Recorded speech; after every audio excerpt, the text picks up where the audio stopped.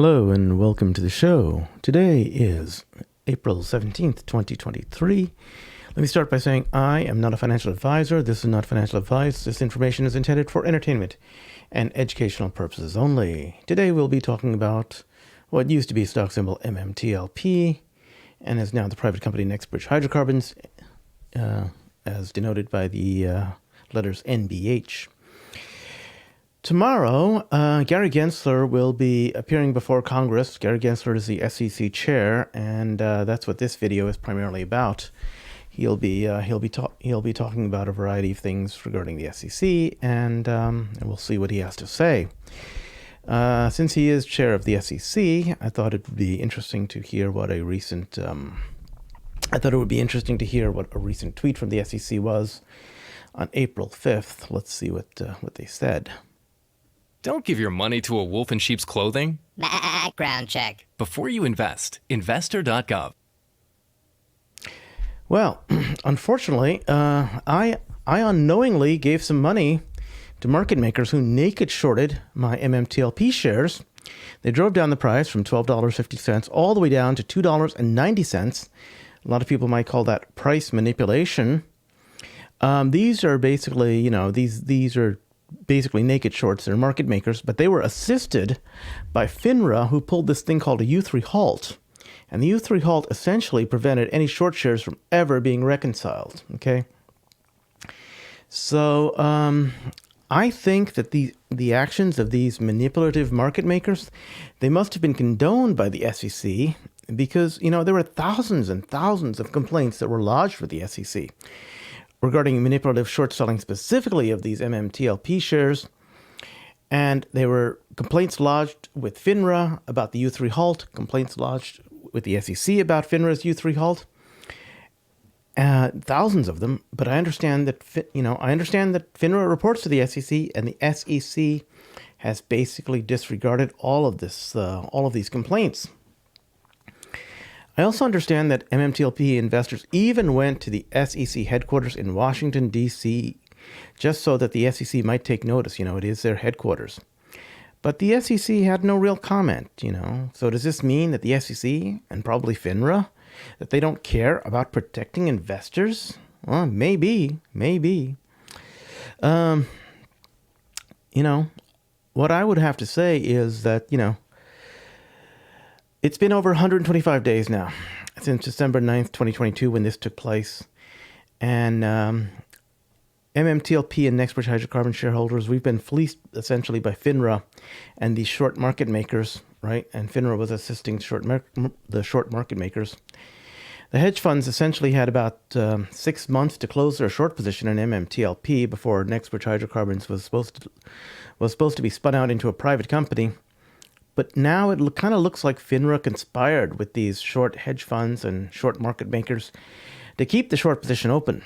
And now they've created a situation where there are short positions in a private company. Now, for those of you who don't know what a short position is, let me just recap. A short position means that a security was sold before it was purchased, right? The seller supposedly intended to buy back the shares at some point of a later time when the share price is lower. So short sellers are actually selling something they do not own. And, this dilutes the shares. It depresses share prices up until the shares are actually purchased. Okay? That's a given fact. Now, note that we have a private company with short shares, right?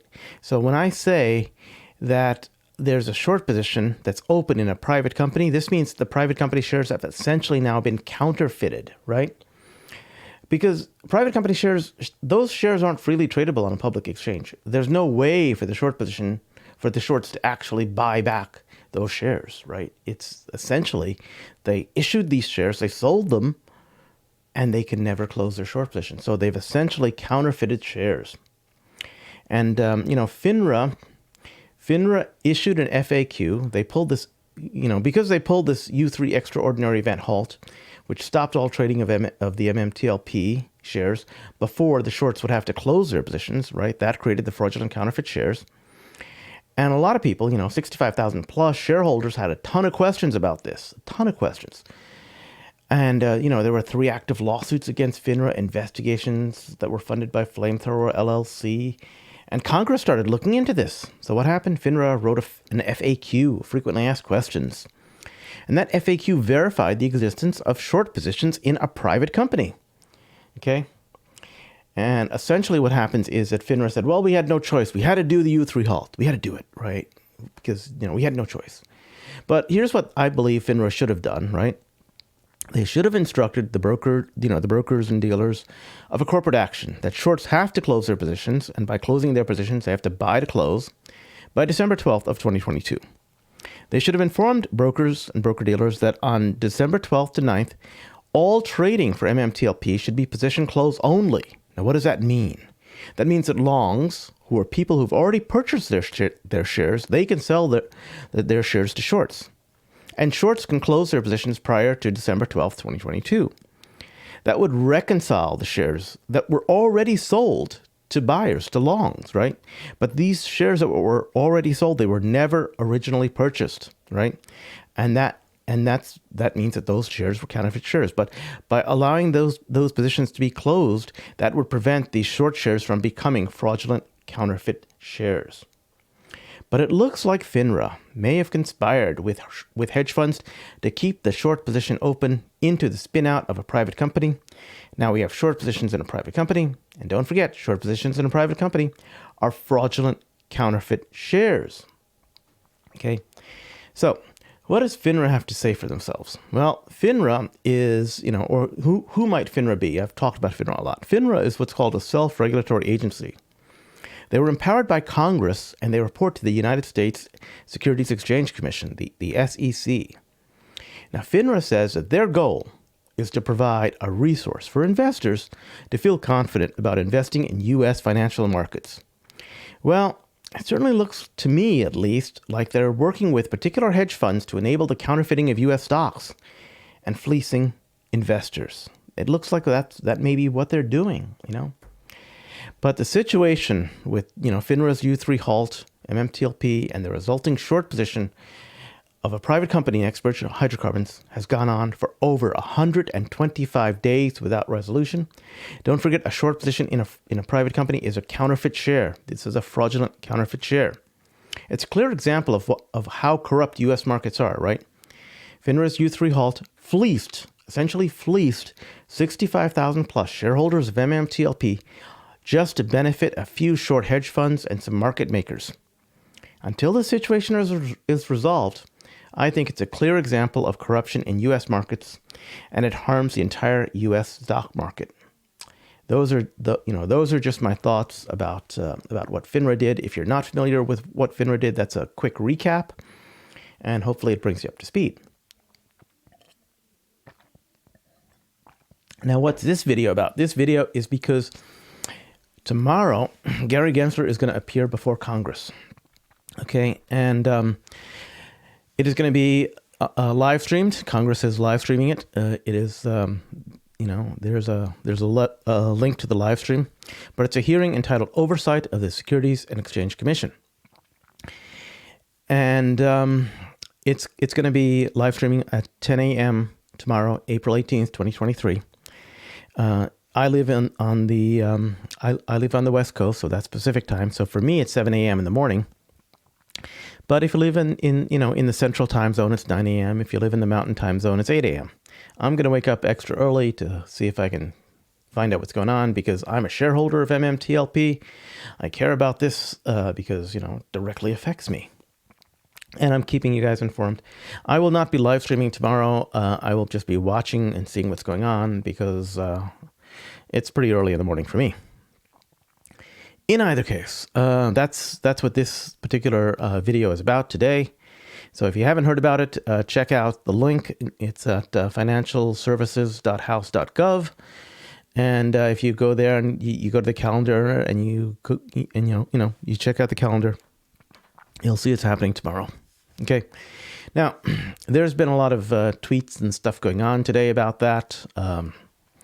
We know a couple, just to give everyone a heads up on what's going on, we know that questions submitted by Brda have been added to the Congressional record. Thank you, Brda, for submitting those questions those questions. And thank you to people who've been roaming the halls of Congress and getting Congress people to be, brought up to speed on what's going on. Okay. We see that Warren Davidson is he's actually he actually is calling for the resignation of Gary Gensler, the chairman of the SEC. He's introduced legislation to remove Gary Gensler from the SEC position, even. So, because quite frankly, he seems to be not doing a great job right now, according to Warren Davidson. Now, what Warren Davidson's tweet here is about it's about crypto. He's a pro-crypto congressman. He thinks that Gary Gensler should be doing more to be more up to date on the new developments in the markets, being cryptocurrencies and things like that, and that Gary Gensler has been just holding back U.S. markets. So that's why Warren did his particular tweet. But we do know that Gary Gensler is expected to answer inquiries about MMTLP tomorrow. Thank you, Frank Nez, for tweeting this and letting us know. He wrote a little article about it. He is expected to be answering some questions from Congress people about the situation on MMTLP. We know that a lot of MMTLP notable people in the MMTLP space are there. Here we see Syntax, Queen of the Metaverse. Syntax 007, she's met with Congressman Pete Sessions, and she just wanted to extend a thank you to Congressman Pete Sessions. So Pete Sessions has he's been asking for help to understand what's going on with the MMTLP situation, specifically from Metamaterials CEO George Palikaris. We also know that there's a truck that is outside of the that's outside of the Congressional building. The billboard truck is, will be there to make sure that Congress is aware of what's going on. Not only is there a truck that is outside with updated live video, people are roaming the halls of Congress, or people have roamed the halls of Congress already to let their Congress people know what's going on. There was a live stream today by William P. Frond and also by Q-Entertainment. Again, just outside the Congressional building. Congress is aware of this. Congress is aware of what's going on. And again, like we mentioned, this, legislation has been introduced to fire Gary Gensler as the chairman of the SEC. But who's next in the chain of command after Gary Gensler? Who could we be getting? Well, we might be getting someone like Hester Pierce. And thank you to Charles V. Payne for actually interviewing Hester Pierce today. Thank you to Busy Brands for actually tweeting this video. Let's hear what Charles V. Payne had to say about, let's hear the interview that Charles V. Payne had to Hester Pierce, who is next in command. Okay. Is the plan to bail hedge funds out when they're failing? I don't want to be part of that. And so I think we need to be very judicious about what we ask for, because if we start asking for more, people are going to come asking the government for bailouts. Oh, but there's some hedge funds that, we'll know where they'll be. They'll be here as long as the planet is here. They've gotten so large and so big. But let me ask you about this case, this MMTLP, which apparently the company was poised to offer a preferred dividend in the next Bridge Hydrocarbon. And about 4 days before all of this was going to start to go down, the stock was abruptly halted and delisted. Investors' money had been frozen. There have been major complaints about fraud, the way the stock was traded. Apparently, there are transcripts between FINRA and the SEC that reveal maybe even regulators were aware of all of this. So how do you explain the injustice of this case? I think the big issue that and I've certainly heard those concerns, and I think the big issue that we need to take from this is we need to do a better job communicating about what happens when certain actions happen in the market. What happens with this particular case? Will they release the FINRA blue sheets for MMTLP? I mean, can we get a sort of post-mortem right now? People are talking about this. People say my money is frozen, that they see this as a deliberate attempt once again to derail regular investors. Well, again, when people are having issues like that, I do encourage you to contact the SEC and They let contacted us the know. SEC. Hester, that's why you're in the show. Please help us out here. I mean, this is the runaround. That listen, we were promised dark pools, pay for order flow. All of these things have been thrown up as particular as things that could be changed for the last 3 years. Are you waiting for individual investors to lose interest, to lose all of their money? They're not going to do either of those things, and still, it's the waiting game. The complaints have been filed. When do we get some action on those complaints? Well, I mean, there's one thing dealing with current issues, which, again, I urge people to write in. It sometimes does take some time to sort through these issues, but we do take those inquiries seriously. In terms of the policy issues that you raised, I think we have to level set here, and I do believe that our equity market structure works quite effectively now for retail investors. Now, are there changes that we can make? Absolutely. Should we look at what those changes are? Absolutely. But we have to do things in a deliberate manner so that we don't break things along the way and end up with a worse market structure. We actually now have no commission environment. We have the ability for people to trade very much more easily and cheaply than they ever have before, and I don't want to lose that. Yeah, well, listen, I would rather pay a commission not to be ripped off in a different kind of way. I mean, people are hip to all of this, so, and you sound like a hedge fund brochure when you say that. That's not the Hester that came on the scene a few years ago. And there are certainly options for people who would prefer to pay commissions. I want to make sure that we have lots of different options in our market so that people who want commissions can pay commissions, people who don't have to.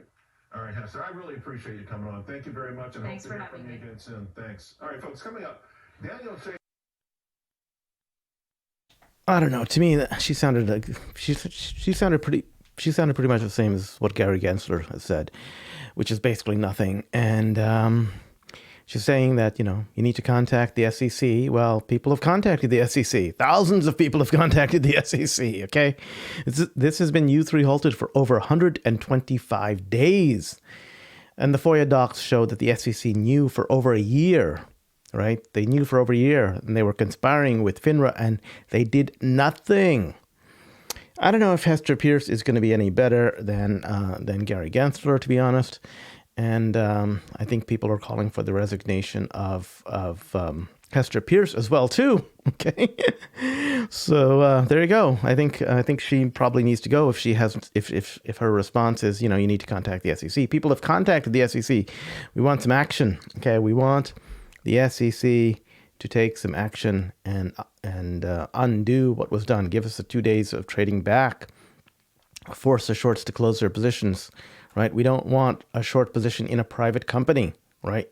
There should not ever be a short position in a private company, right? Shorts should have to close their positions. Okay. We see this tweet by John Brda. He says, let me talk about this. We see this tweet by John Brda where he's referencing copy paste saying, absolutely nobody is going to arbitration for $2.90 when we're owed shares of Bridge Hydrocarbons that are valued significantly higher. And John Brda says, not to mention the potential for collusion between FINRA and market participant who got a tip in the last 2 days of trading that there would be a halt. Seems like someone knew for sure, right? Did FINRA tip off the shorts that, we're going to U3 halt this. Don't worry, it's going to be okay. You'll never have to close your position. Did they do that? Could be. FOIA documents are suggesting that for sure. But the question is, where is this $2.90 arbitration thing coming from? It could be coming from this guy, James Angel, okay? And James Angel has been saying he's been informed by, or actually Liz says that she was informed by her congressman's office that this particular professor, James Angel, gave a briefing to many congressional staffers. It was organized by one of the leading congressmen in the MMTLP saga. And it's said to believe that this professor is also a fellow shareholder. I don't know that he's a shareholder or not. He certainly wasn't talking like a shareholder. And he seems to have been promoting the idea of arbitration. Why do I say this? Because as we see on this tweet from James J. Angel himself, he says, it's not FINRA's fault. They had no choice. My prime suspect is that the management who engineered a security designed not to be traded. In order for a security to be tradable, it has to be registered at the DTCC. Ask management why it hasn't done so. I'm sorry, James, but it seems as though you're not at all familiar with what's going on with MMTLP. You're just speaking out off the top of your head, and you really don't understand the situation. And, you know, if you don't understand the situation, it's better sometimes not to speak and just be proven a complete imbecile in the matter. Okay, so John Brda has some questions for this guy James Angel, who apparently is not familiar with the situation. He says they had no choice. Well, didn't James Angel understand that the company was going to be a private company, that it was being spun out into a private company, which is not meant to be traded, and that there were short positions in a private company? Did he not understand about the concept of short positions in a private company, right? Anyway, John Brda has this to say to James Angel. He says, did you speak to Congress? Did you disclose your relationship with market makers, including Ari's firm? We know that Ari Rubenstein is an advisor to FINRA. And does James Angel have a relationship with Ari Rubenstein's firm, GTS? Are there any other market participants in this? What was your solution that you pitched that needed to be done? What were you actually pitching that needed to be done, James? Have you changed your tune at all now that you've seen the blue sheets? Have you seen the blue sheets? I don't think you've ever seen the blue sheets. Why would you blame management for not wanting a dividend to trade when all of the shareholders were notified of that request and they were voted in favor of it? It was well known for 6 months that this company was going private. 6 freaking months, James. Okay. Apparently you weren't aware of it. Why do you think MMTLP started to trade in the very first place over a year ago? It wasn't started. It didn't start to trade by the issuers of the shares. It started to trade by short hedge funds. Okay. Market makers who basically traded it against the will of the company. Okay. Were these shorts just carried over, or were they just pure coincidence? It seems, James Angel, you don't know much. You don't know a lot of crap. You have no clue, and you're just talking off the top of your head. You really should either apologize and say that you have no clue, and say that you're a complete moron in the matter, or at least say that you're ignorant of the matter, because you probably are. And you're proposing some sort of what solution are you proposing even in the first place? I don't know. Anyway, so the question that I have though is, does Congress actually have the blue sheets? I do not know if Congress has the blue sheets, because John Brda has this tweet. He says, "Hey, any news on who has the blue sheets? If they do, can we get them to Pete Sessions?" Pete Sessions is one of the congressmen there. Can we get them to Pete Sessions' office so we can determine what they say? Okay. So Meta News is saying, well, the information comes directly from Warren Davidson's office. Warren Davidson is another congressman. The committee is tomorrow at such and such a time. Okay. So we don't know if Congress actually has it. Maybe, I believe Warren Davidson had requested the blue sheets, but I do not know if they have yet been delivered. So I believe the request was sent out, but has the blue sheets actually appeared before Congress yet? Certainly the blue sheets exist because they were talking about this, months and months ago between FINRA and the SEC. In the FOIA emails that were released, we know the blue sheets exist. So where are they? Where are they? I don't think Congress has them yet, because if John Brda is asking for them for Pete Sessions, then obviously, Pete doesn't have them yet. Who knows? I don't know. But who knows? Maybe they did get to Warren Davidson's office, and maybe it got to Pete Sessions' office after that. But it sounds like, as of 9 hours ago, when this tweet came out, that that was not the case. Anyway, let's see what else is going on. We've been seeing a lot of tweets from this Mark R. Basil Esquire. That's what the ESQ means. Esquire basically means the guy's a lawyer. And he's in this Basil law firm. And he says that we've opened a data room portal to allow you to provide your brokerage data to assist in determining the nature and extent of any potential FINRA arbitrations you may have. And so he starts talking about arbitrations, right? And he starts talking about this collective community. He wants to get information, right? And he wants to get information from you, the shareholders, to find out, do you want to settle for something via collective arbitration? Personally, me, I have no interest in collective arbitration. Why? Because we already know that FINRA has been corrupt in dealing with collective arbitration. It's usually a mandatory forced collective arbitration, and FINRA goes around, picks the particular people to arbitrate, the ones that are favorable to FINRA. I'd rather not have any forced collective arbitration. Thank you, Mark R. Basil, but I'm not really into this idea of collective arbitration. All shorts have to close their positions in 2 days of trading. That's what I want, right? Why would I be interested in collective arbitration? Collective arbitration has to do with, later on he says, it's not what you could have made, it's the value of what you lost. So on a certain date, if you were locked out of trading, that's what the security was trading at. Future accretion does not count. And that is where we see this, what is it? That is where we see this tweet from Copy Paste Go about the $2.90. That's where all of that came from, I believe. So, to that end, he's talking about, this Mark R. Basil says it's not about what you could have made, it's the value of what you lost. Well, what did a lot of people lose? Well, I think that a lot of people lost time, money, families. Okay, a lot of people, marriages were broken up. What's the value of that, Mark R. Basil? So a few people even committed suicide. At least one person committed suicide that I know about. Okay, these are shareholders. What is a life worth, Mark R. Basil? Okay, what about pain and suffering? Because there was a lot of pain and suffering that went on. Quite frankly, it looks like Mark R. Basil just wants to get his 30% cut for being involved in helping you with collective arbitration at $2.90 a share. I have no interest in that. But if you want to talk about pain and suffering and what I've lost, well, let's see. I've lost a lot of time. Let's just think about the time that people have lost. Okay, every single shareholder has lost time. How much is time worth? How much is time worth? Well, Johnny Depp's Johnny Depp's accountants, not his lawyers, his accountants, charge $700 an hour.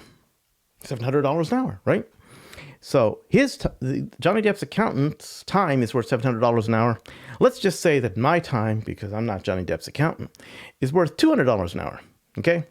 So $200 an hour for 125 days plus, because we've been doing this for 125 days. I've been going through nonstop thinking about MMTLP for at least 8 hours a day.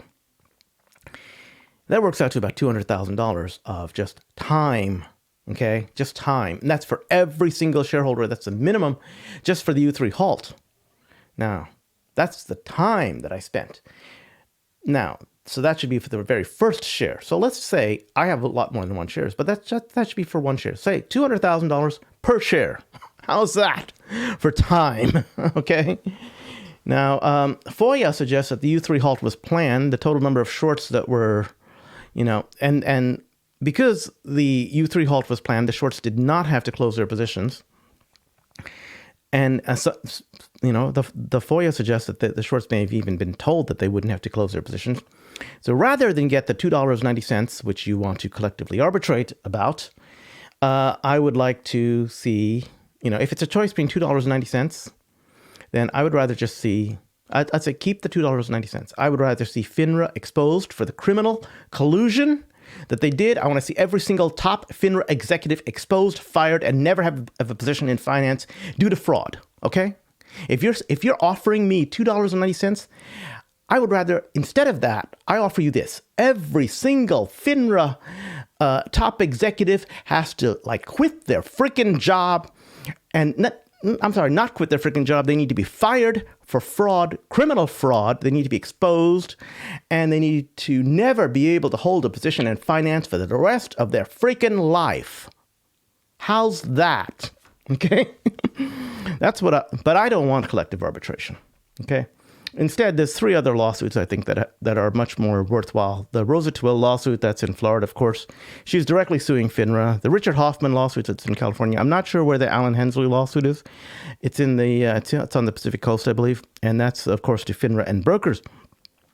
The FOIA documents clearly show that FINRA and the SEC knew what was happening with MMTLP even up to a year ago. Okay, blue sheets were provided to FINRA, and the blue sheets need to become public documents in the disclosure. Okay, these cases have to go to court. We need to see disclosure, and we need to see the blue sheets be exposed so that we can all see the blue sheets. Right, the blue sheets need to come out, and the blue sheets will show that there was stock manipulation by short market makers, and FINRA was complicit helping the shorts. That's what I think. Okay. So as you can tell, I'm really pissed off about the idea of collective arbitration. So screw that. So what do I think may happen? Well, we know that there were 165 million shares that were issued. If this thing finally resolves in some way that results in shares being reconciled, that means that the shorts would have to close their positions, right? So there were 165 million shares that were issued. 480 million shares were circulating, I believe, and that's my estimate of the long position based upon Russ Race's survey data. Again, not a financial advisor, not financial advice. None of this is, of course. That means that there are 315 million short shares that need to be reconciled. 315 million. That means in order to reconcile those short shares, shorts have to close their positions, and to close their positions, they need to buy to close. The reason they need to buy is because the shorts already sold their shares and diluted the market. These are shares that they do not own. And in order for the shorts to buy these shares, they have to entice longs to sell their shares, right? And that's called lifting the ask until someone sells. How does this work? So I'm going to show you a quote from a stock. This just happens to be GTII. Okay, there's a bid and an ask. The bid has a size and the ask has a size. There's a dollar price and a size. The size in this case is 0 because I got this quote after hours, so there's no trading after hours, so the size is 0. In either case, I've highlighted the bid and the ask. Now, the bids are people who are essentially people who have placed a good till canceled buy orders. Okay, that means that they've supplied dollars. They want to buy shares. They're willing to buy at a particular bid or better. Okay, so if the price drops below the bid, then this particular trade gets activated, and they get to buy their shares, right? So the bid represents dollars that have already been deposited and they're ready to buy. They're all set to buy at that price or better. They don't have shares. They're hoping that the price drops below this point, but they have dollars. They've put up the dollars in the account. So these are dollars that are ready and willing to buy at that price or better. What's an ask? An ask is people who have shares, right? And they're willing to sell their shares. And so they supply shares because they want dollars, right? And they're willing to sell at the ask price or better. Okay. So if the price is greater than the ask price, then the trade gets activated and it moves forward. So the ask represents shares that have been deposited and they're ready to be sold. These are people who have shares already. They're all set to go. Okay. So if you want to buy something and you want your trade to execute immediately, you perform what's called a market order. And a market order directly hits the ask price. It directly hits this ask area here, as you can see. Okay, that's what a market order does. Now, in the case of position close only, you're not going to have very many sellers. You're just going to have people who want to buy, and these are the shorts. So you'll have lots of people buying and people who have to be enticed to sell, right? Because the shareholders cannot be forced to sell. They should be enticed to sell by raising the price. So we could see a very large differential between bid and ask. So expect to see the price difference between bid and ask to be very, very wide, and it will go it could be astronomical, right? It could be hundreds of dollars, thousands of dollars. I don't know. I expect the bid to be a meaningless number. All that matters is the ask, right? Because, you say, okay, I have enough dollars, give me some shares. That's what you're saying. You have dollars, give them the shares. So all that's going to matter is the ask at that point. And so with that, I'd like to say that, the question that we have that's coming up is, because Gary Gensler is going to appear before Congress tomorrow. So will Congress show that they are going to are they going to tolerate open corruption and stock manipulation by short hedge funds and market makers? Is that what they want to show? Or are they going to force the SEC, FINRA, and brokers to reconcile this short position in a private company by forcing, the shares to trade for 2 days in order to reconcile the short shares? Okay. If they do that, then they will have shown that the market is, that they are willing to correct the mistake that happened by FINRA, if it was a mistake instead of corruption. But they're willing to correct the actions of FINRA with the U3 halt, which could have been corruption. Certainly sounds a lot like it, especially after the FOIA stuff. Are they willing to correct that? That's the question that I have. This is the purpose of this video. What will Congress do? I do not know, but I am not a financial advisor. This is not financial advice. This information is, of course, intended for entertainment and educational purposes only. Today is April 17th, 2023. And with that, I'd like to say goodbye.